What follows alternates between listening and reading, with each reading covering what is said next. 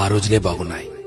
టెన్షన్లు, ఒత్తిళ్లు, డబ్బు సంపాదన ఇలా అతిగా ఆలోచనలు లేకుండా ఉన్నంతలో కుటుంబమంతా కలిసి ఆనందంగా గడిపిన ఆ రోజులే బాగున్నాయి.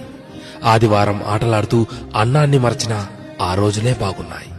మినరల్ వాటర్ గోల లేకుండా కుళాయి దగ్గర, బోరింగుల దగ్గర, బావుల దగ్గర నీళ్లు తాగిన ఆ రోజులే బాగున్నాయి.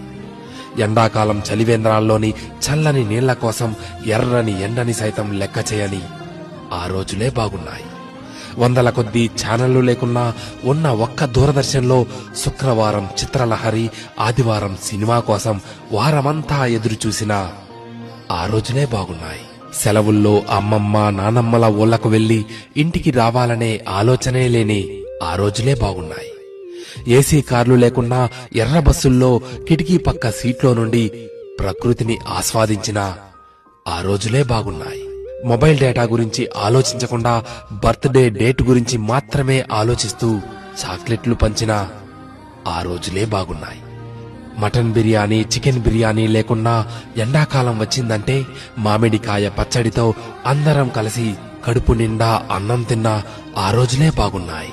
ఇప్పుడు జేబు నిండా కార్డులున్నా, పర్సు నిండా డబ్బులున్నా అమ్మ కొట్టుకు పంపితే మిగిలిన చిల్లరను కాజేసిన ఆ రోజులే బాగున్నాయి.